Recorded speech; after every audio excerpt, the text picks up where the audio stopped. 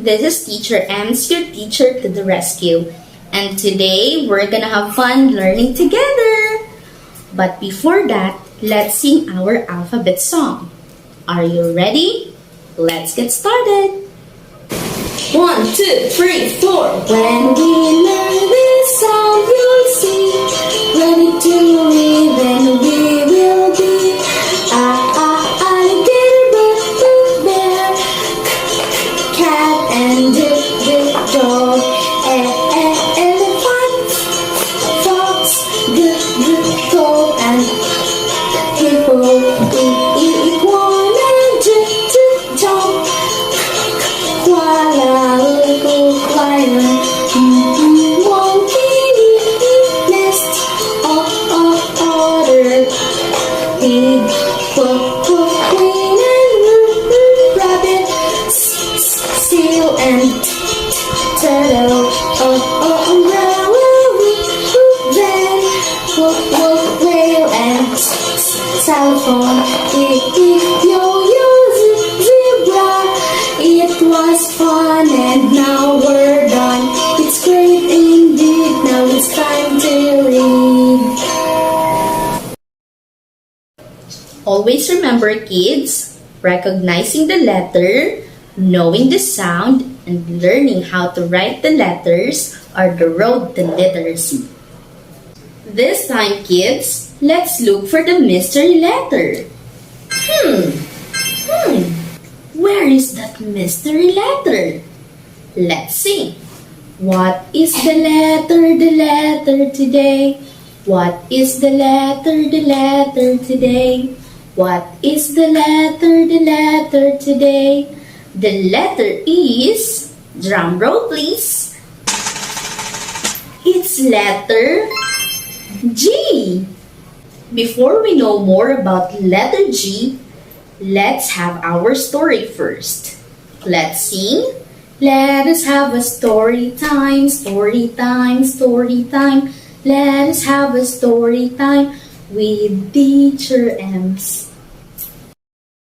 6 Ghosts Hit the Gongs by Alisa Liang. One girl picks up the garbage.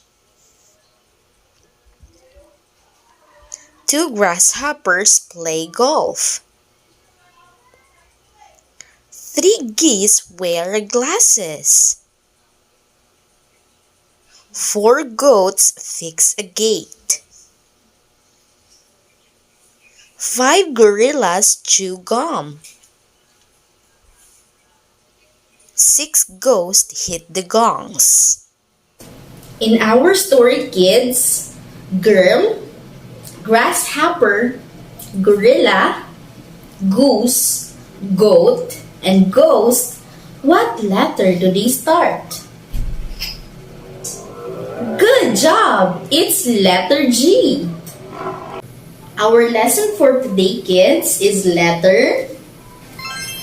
Good job! It's letter G. Now, what is the sound of the letter G? The sound of the letter G is G. G. Can you say it again? G. G. Now, I want you to do it on your own. G. G. Great job! Now, this is the uppercase G and the lowercase g. But you can call them Mommy G and Baby G. Again, uppercase or Mommy G, lowercase or Baby G. Let's raise the uppercase G first. 1, 2. How about the lowercase g? 1, 2. We're done tracing the letter G. This time, let's try to write them on the board. Let's start. Let's write first the uppercase G. 1 and 2. Next, the lowercase g. 1, 2. This is the uppercase G and the lowercase g. Now, let's look at pictures of things around us that start with letter G. Let's start. Green. Girl. Gift. Grass. Guitar. Goose. Golf. Grasshopper. Activity time! Don't forget to check the description box below for the free template. Once you're done with your work, please upload and tag me on Instagram and Facebook. Our first activity is This is my Letterbook G. Don't forget to leave your name here. Things that start with letter G. You may color the pictures. We have colored the uppercase G to get through the maze. And this is for lowercase g. We also have I spy the uppercase letter G. You may use a dot marker or color the circles with the correct letter. The same with lowercase letter g. We also have rainbow right. You may use your crayons to trace the letter. And this one is for the lowercase letter g. We have the dot the letter. You may use a dot marker to fill in the letter. The same with the dot the letter lowercase g. We also have roll the die. Roll the die and trace a letter on the matching line.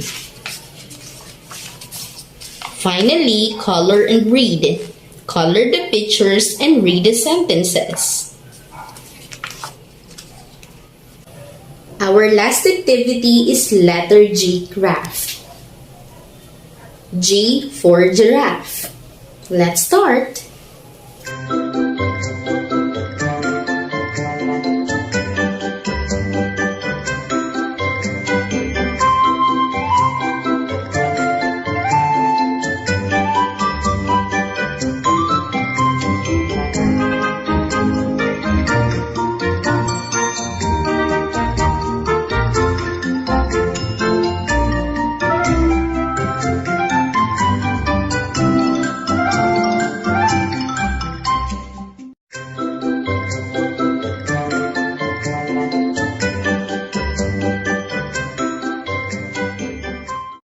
That's all for today's video, kids. Hope you learned something from Teacher Ems and don't forget to subscribe. Thank you for watching. Bye!